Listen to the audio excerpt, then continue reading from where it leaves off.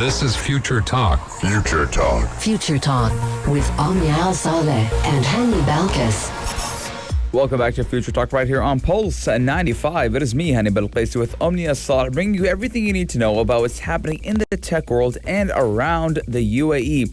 Now today we will be starting to talk about how there is a UAE warning, how update WhatsApp and how to fix this vulnerability, and how the UAE TRA has also issued security alert to Apple and iPad users, because I actually been seeing this. A couple of people have sent me a message that something's coming up in the reminders. Update now, which actually could be malware to your phone. Yes, indeed. So what is that all about? We're going to be giving you all those details in just a few moments. But in the world of Apple, lots is happening as Apple tries to rival Google. They are working on a search technology. And could that become the new search engine that we all depend on?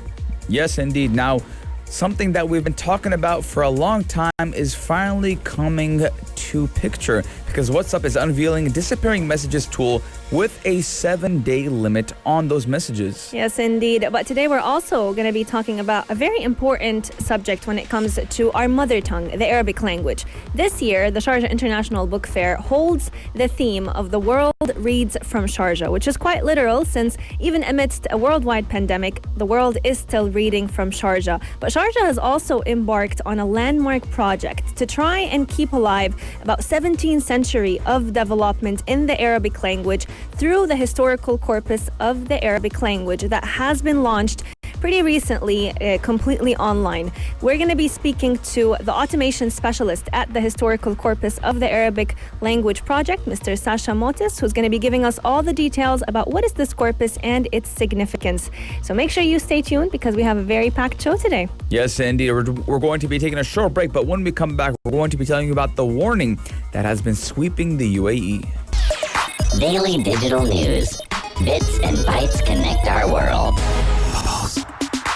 Your quick roundup of everything that is happening in the tech world in the UAE and around the world. Today's Daily Digital is talking all about security vulnerabilities, because the UAE Telecommunication Regulatory Authority has definitely been warning all of us to go ahead and update our WhatsApp. Now, who doesn't use WhatsApp right here in the UAE? It's basically the main form to send and receive messages whenever you're communicating with other people. But WhatsApp has been having a lot of cybersecurity issues, and especially WhatsApp Business has been suffering, I think, more than WhatsApp that, regular users would be using. And this is exactly why a new version of both WhatsApp and WhatsApp Business were actually released to fix all the vulnerabilities that could allow the execution of the malicious code that has been circulating around this platform.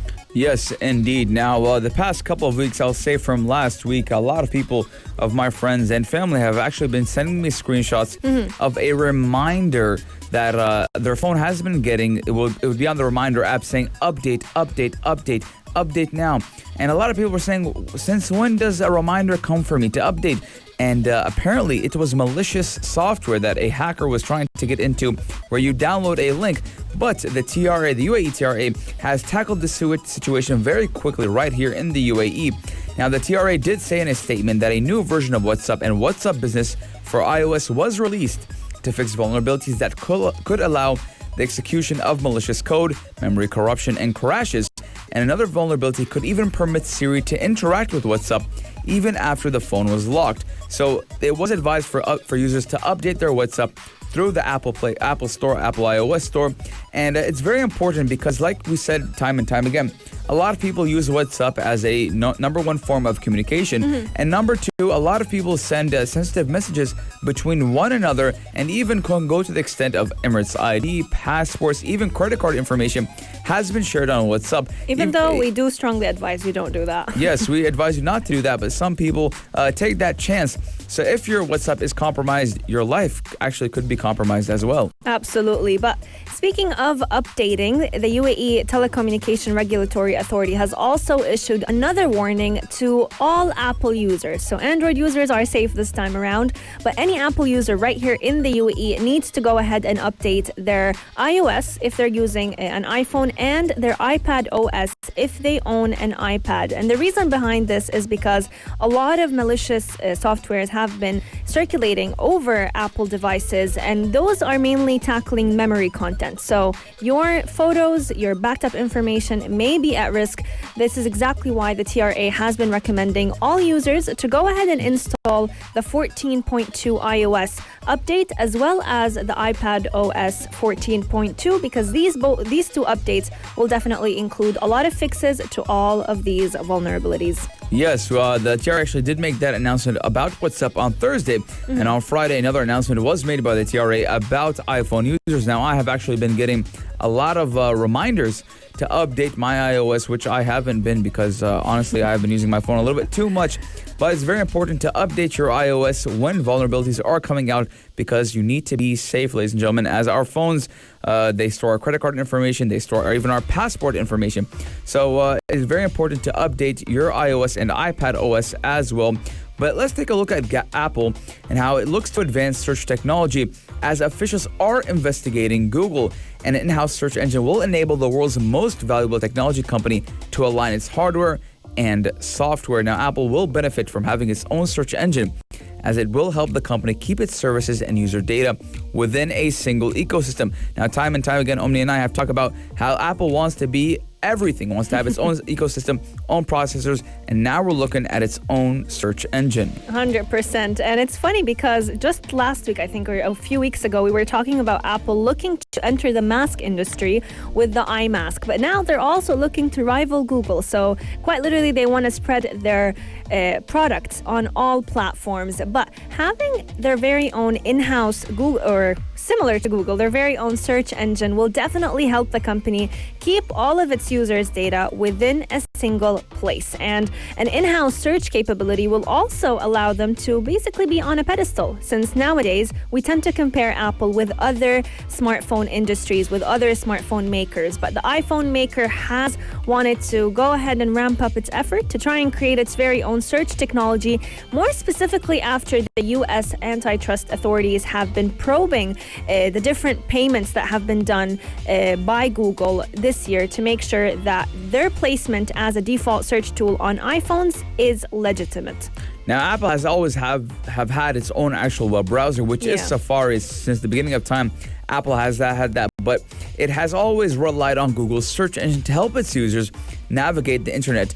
Now, when consumers search something using the Safari web browser, it will actually direct them automatically to Google's search engine, and Apple doesn't want that anymore. They want their own search engine, and they want to have everything in-house and have their own ecosystem.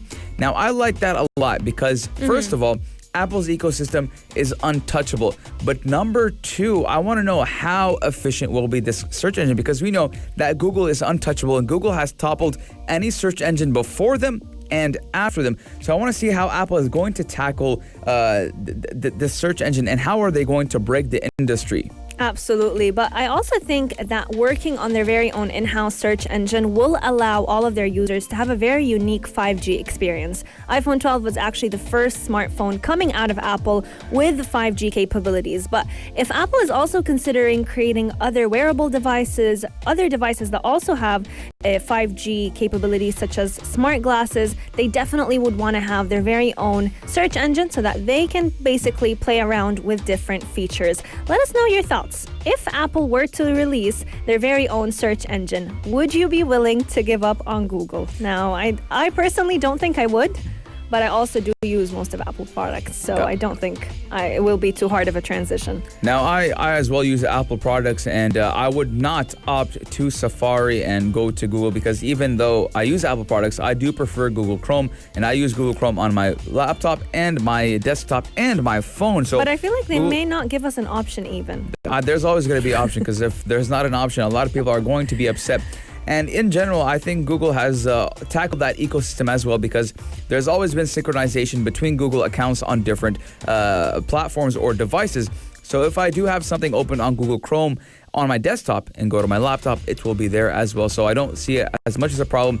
But let us know your guys' thoughts, 4215 or on our Instagram at Pulse95 Radio. Yes, indeed. Coming up, we're going to be speaking to automation specialist of the historical corpus of the Arabic language project. He's going to be telling us all about this fantastic effort that has been done to help compile thousands and thousands of Arabic books, historical documents, and bringing them all to us on a digital platform. Keep Pulse 95 locked. We'll be right back.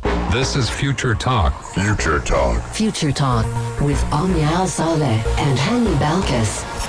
This year, even amidst a worldwide pandemic, the world is reading from Sharjah. And Sharjah has embarked on a landmark project to try and preserve about 17 centuries worth of development in the Arabic language that also span about 5 distinct time periods. The historical corpus of the Arabic language will be the most comprehensive historical corpus of this language that has ever been worked on up until today. And what makes it even more special is that it is under the direct supervision of His Highness Sheikh Dr. Sultan bin Hamad Al Qasimi, Supreme Council member and ruler of Sharjah. Joining us today to tell us more about this great achievement is the automation specialist of the historical corpus of the Arabic language project, Mr. Sasha Motis. Thank you so much for joining us, Mr. Sasha. Hi, Omnia. I'm happy to be on air at Pulse 95. Welcome to the show, brother. It's great to have you on. Now, let's talk about what will the digital historical corpus of the Arabic language actually cover? Well, if we first try to describe what a historical corpus would be, now I think for general public, the best way is to describe it that think of it as a dictionary of all the words, but you add a new dimension to it. Where you describe how a certain word has made changes through time. So where does this word actually come from and how it changed the meaning through time? So, of course, in addition to that, you also add some other metadata, which would mean, like you mentioned, who was the first person to use it, or the actual origin of the word. So thinking of it, we are talking about huge number of words. Now, those words, if I give you just some numbers, we're talking about over 11,000 of word roots. Those roots, they actually represent hundreds of thousands of words. Now, these words are nouns, verbs, adjectives, different variations. So each one of those needs to be described through time. And in addition to that, you also have idioms. Now, what is an idiom? It's actually a combination of few words that have a new meaning. Now, in English, if we think about it, it would be like over the moon. So each word separately has a different meaning, but idiom is when you put few words together, it actually represents a new meaning. True. You have thousands of those as well. So the historical corpus of Arab language is actually a huge project. It's what was achieved over the past few years is just hard to Absolutely. comprehend. And whenever we're talking about basically digitizing all of this content, as you mentioned, some of it is idioms that they're basically materials that only people who actually speak the language would be familiar with. Can you walk us through technically, how was this process viable? How did you approach creating what was once in physical copies, in physical Arabic dictionaries, which we would typically call معاجم اللغة العربية? How was it digitized? So, to create a corpus, you need to think of basic ingredients that you need. So the basic 3 components that I would mention are, first would be source material. Now, the source material would be books, which are both handwritten, they are printed. We're talking about 17 centuries of material that was produced. So, we're talking about different fonts, different typefaces that were used. So let's say the OCR that we are familiar with normally just wouldn't cut it. We had to have something more advanced. And OCR, for those who don't know, is optical character recognition. What it does is when you have a scan or a photo of some text, it actually transforms it into an electronic version so you can use it, let's say Word, copy paste it. And, make it searchable. So the first is source material. Now, in this project, to cover 17th century, and I mean, we're not just throwing any book inside. We're just talking about important books that were picked by, the list was made by scholars. Yeah. But we're talking about tens of thousands of books. Now, this is big millions of pages, and it's enormous. I mean, size of it, just the storage is huge. So when you create this database of both printed and electronic versions of documents, because we are talking about 17 centuries, 5 different eras of Arabic language. You create this database, which now suddenly you have the text. Text by itself doesn't really give you much. Now you need to add some more logic to it. Yeah. So the second component would be a list of all known Arabic words. So those are the derivatives and adjectives, verbs, nouns, what we described it before.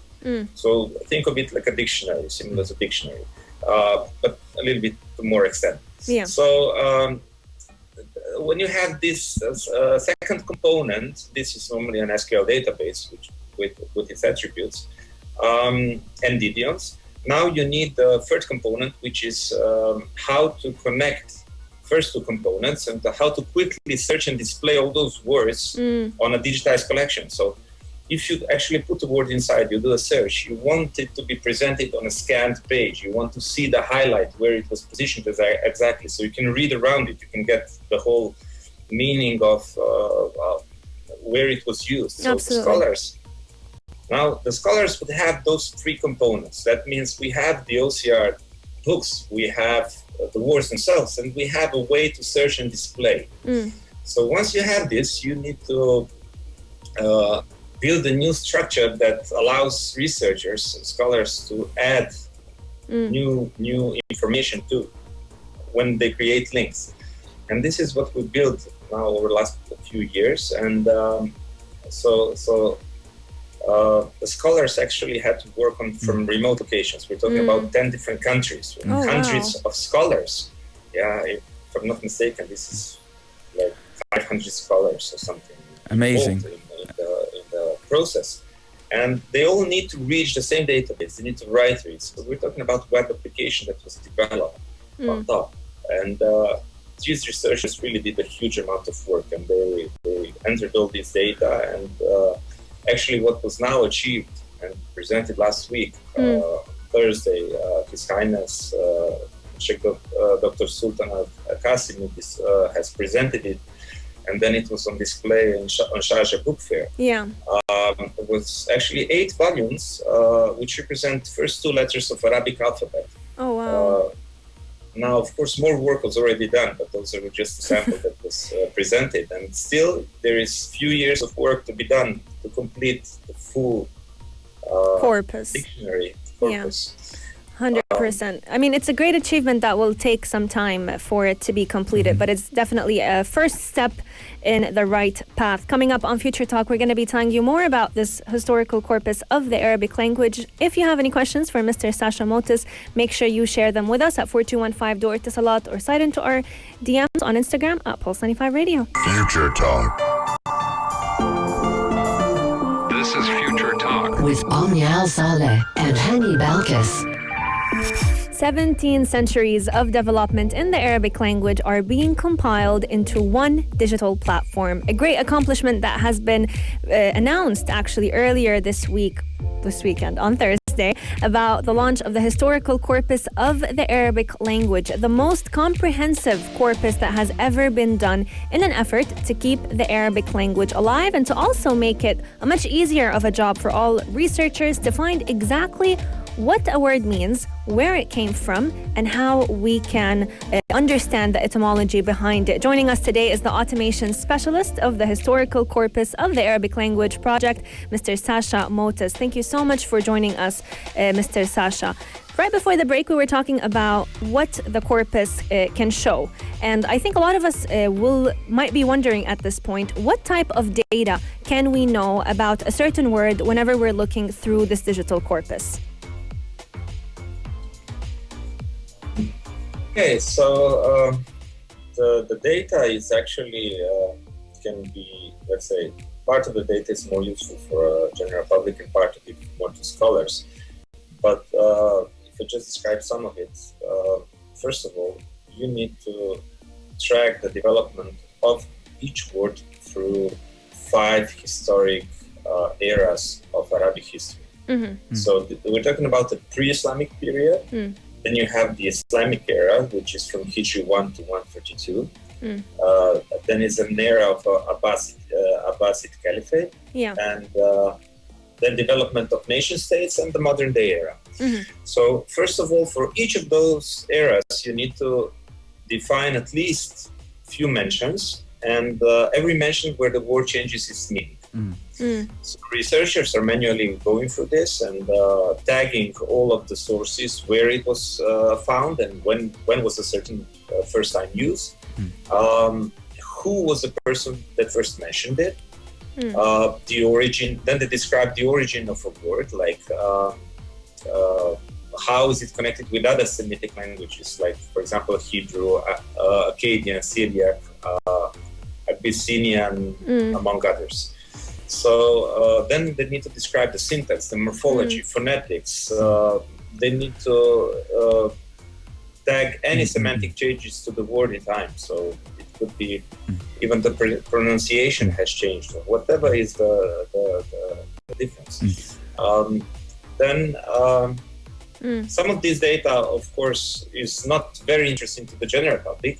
So, but what happened is that suddenly there is a database. I mean, in the past, how corpuses were made, they were just typed in. And but now this is a very particular historical corpus, which actually is utilizing all of the power of IT that we have at disposal today.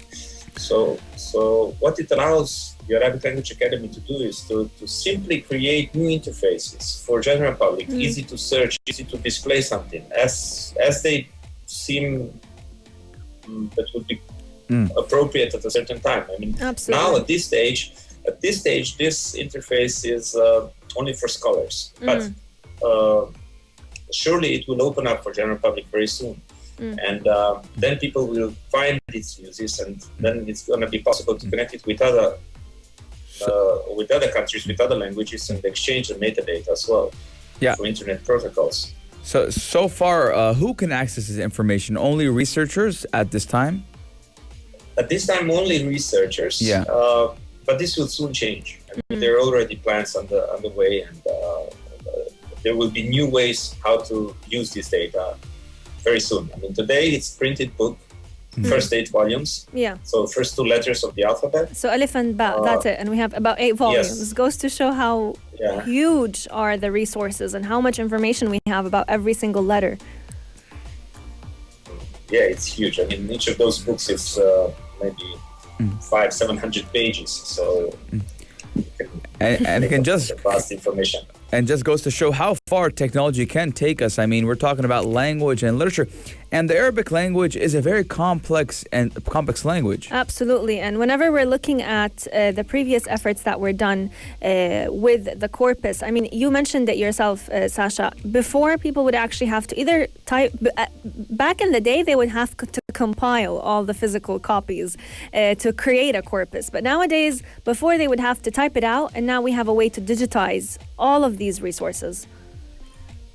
Absolutely. I mean, just think of it. Some rare books, they maybe exist in one copy and they're stored somewhere in some museum. And you're not even able to open it.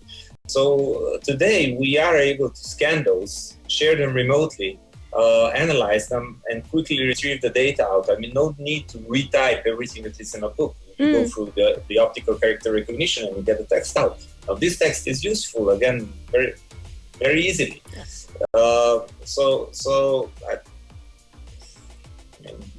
It's a great effort, and we have rare books at our fingertips. Thank you so much, Mr. Sasha, for sharing with us and celebrating with us this great accomplishment through knowledge. The world is reading from Sharjah, and today we get to also understand how the world is reading from Sharjah through this historical corpus. Yes, indeed. Thank you so much, Sasha, for coming on air with us. We're going to be taking a short break, but when we come back, ladies and gentlemen, we're talking about what? WhatsApp, right here on Pulse 95. Pulse 95. apps all around. What's worth a click and download? What's worth a click and download, but 99.9% chance you already have this app downloaded, because we're talking about WhatsApp and how it has unveiled a disappearing messaging tool with a 7-day limit. Now, Omni and I have been hinting that soon enough, WhatsApp will come out with this feature.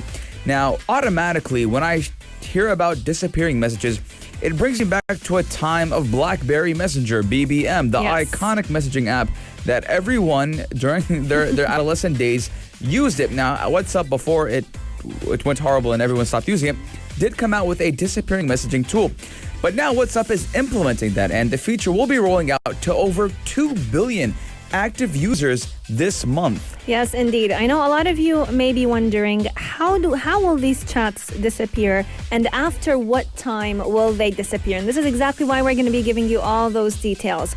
So this feature is going to be launching on both iOS and Android platforms, so all users will get a chance to try it out. But the feature basically means that all of your messages, the new messages, will automatically be deleted in a chat after 7 days. So if a person does not open this chat within 7 days, or even if they did open it, it has a lifetime of only 7 days, and after that, it completely disappears. Yes, in a one-to-one chat, for example, when you're talking to one person, either person can turn disappearing messages on or off, and groups admins will actually have that control over the new feature. Now, WhatsApp did come out with a statement and said that their goal is to make conversation on WhatsApp feel as close to in person as possible, which means that these words or these conversations shouldn't have to stick around forever. And that's why WhatsApp is excited to introduce this option to use disappearing messages on WhatsApp. So, ladies and gentlemen, if you're a person who likes to keep receipts, well, they like to call them receipts, on messages chat receipts and messages about people in your conversation with them, well, watch out, ladies and gentlemen, because you might have a disappearing message. Now, WhatsApp did say that starting with the 7-day limit, because they think it does offer a peace of mind that conversations aren't permanent, while do remaining the practical, so you don't forget what you were chatting about. Yes, indeed. Now, once this feature is enabled, any new message that is sent to a certain person or to a group chat will disappear after 7 days. However, if you're worried about your previous messages, no worries. This setting will not affect any messages that you have previously sent or received in the chat before turning or having the setting turned on. So either of the users can have the option turned on or turned off. And as you've mentioned, Hani, in a group chat, only the group admins have control over these disappearing messages. Now, if a user does not open WhatsApp in the 7-day period, the message will completely disappear, even if they have not read it. Yes, indeed. And also, ladies and gentlemen, you can screenshot or forward that message that is being sent to you, or even if you sent that message. So it will disappear after 7 days, but you can screenshot it or send it. Now, I do believe a couple of years ago, what a lot of people were prompting at that WhatsApp soon will give you a notification if someone screenshots your chat. Oh, that would have been like Snapchat. You know how much trouble I would be into if WhatsApp was notifying people that I was screenshotting their chats. I'd be in so much trouble. And I want to ask you guys, what do you guys think about these disappearing messages? Are you excited about it? And what would you use it for? 4215 slot or on our Instagram at Pulse95 Radio. One piece of advice or one new information that we want to tell you, though, is if you forward the message to someone else, this message will not disappear. So that's the only way you can keep track of those messages. So you can go ahead and forward it to yourself if you want to keep chat receipts. But we also want to remind you that since the weather is rainy, all you would want to do is basically have a book and a warm cup of tea or coffee, your favorite beverage. And this is exactly why we are celebrating the world of books today. Yes, indeed. And you can join the Pulse 95 Book Club every morning from 10 a.m. with Aisha Al-Mazmi, Ahmed Dawood, and Ali Al-Hazami, who will be discussing the various events and activities in an exceptional hybrid online and offline format. And, ladies and gentlemen, they will be live at the Sharjah International Book Fair, and you can go there as well. All you have to do is sign up at their website, sibf.com, for all the program details. Yes, indeed. It is going to be happening every single day up until the 14th of November. So catch a seat and make sure you head to the Sharjah International Book Fair. We wish you a blessed afternoon in this beautiful weather. It is raining and the weather is amazing. Yes, the weather is amazing. It's a good change of scenery.